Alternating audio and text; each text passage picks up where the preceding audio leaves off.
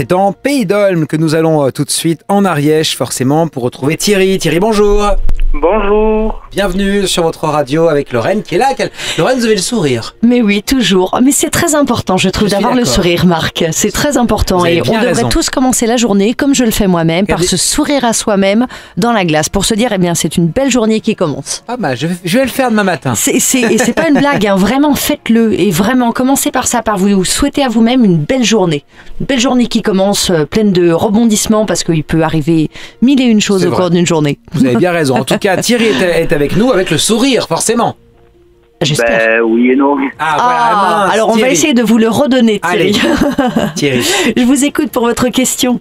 Voilà, je suis au chômage depuis le 31/12/2015 et je voulais savoir s'il allait y avoir de l'évolution dans les mois à venir, quoi. D'accord. Alors, comment je vais vous dire ça ? Première chose que je tiens à vous dire, Thierry, pour moi, vous êtes quelqu'un qui avait beaucoup de qualités relationnelles. On me dit que vous avez un sens vraiment du contact avec les gens, que vous êtes quelqu'un qui aimait rendre service.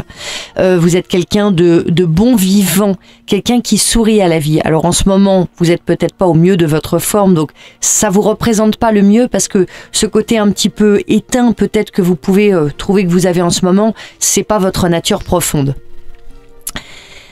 Pour moi, la problématique vient du fait que vous ne recherchez pas dans le bon corps de métier, vous ne recherchez pas du bon côté. Et c'est pour ça que les choses ne se résolvent pas.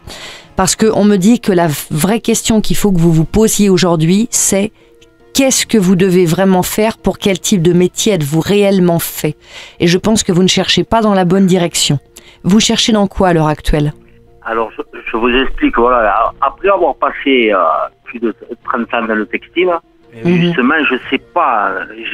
D'accord. Dans tout, n'importe quoi, je prendrai comme travail. Alors, le problème, il est là. Alors, on va orienter tout de suite, immédiatement.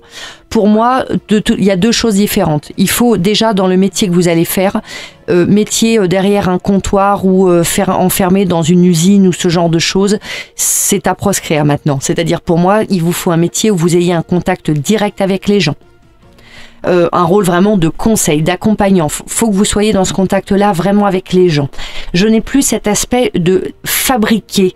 En revanche, effectivement, vous êtes très habile de vos mains et pour moi, j'ai tout ce qui va être plutôt entretien d'espace, parce qu'on me dit que vous êtes quelqu'un qui a été pris de liberté. Vous avez besoin de vous sentir libre, à tout point de vue d'ailleurs, d'un point de vue psychologique, émotionnel, mais aussi physiquement. Donc pour moi, il vous faut plutôt un métier qui va vous permettre d'être libre de vos mouvements.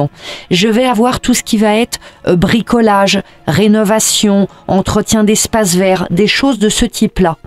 Donc, soit vous postulez pour être dans un métier, ça serait plutôt via, par exemple, des associations, justement, qui rendent des menus services aux gens pour faire ce type de tâches, soit éventuellement, et vous êtes tout à fait capable de le faire, et pour moi, c'est vraiment quelque chose à explorer, de vous installer vous-même en forme ou associative ou auto-entrepreneur, par exemple, pour faire justement ce genre de petits travaux à droite à gauche.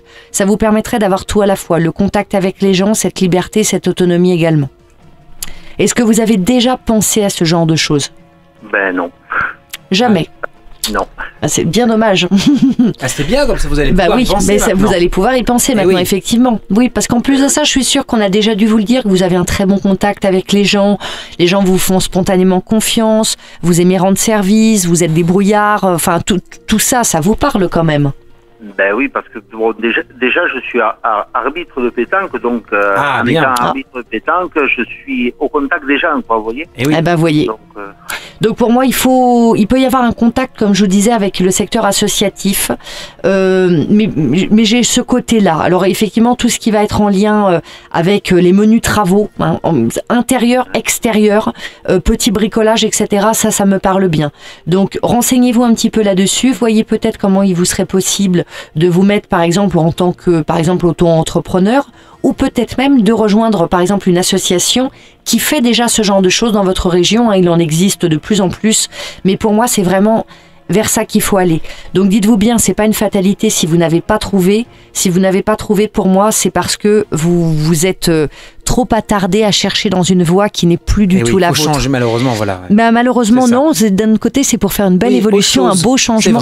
Donc de toute façon je vais le dire quand même aux auditeurs, quand vous essayez comme ça de faire quelque chose, surtout sur le pro, et que vraiment en votre âme et conscience, vous savez que vous avez tout donné, que le fait que ça reste bloqué n'est même pas logique, pas normal. C'est généralement le signe que vous essayez de forcer une porte qui n'est pas votre voie. Et là, il faut avoir cette sagesse de prendre un peu de recul et de reconsidérer les choses. C'est qu'il y a une plus belle voie qui va s'ouvrir pour vous ailleurs. Merci Thierry en Pays d'Aulne, mais merci Lorraine pour ces conseils. Merci.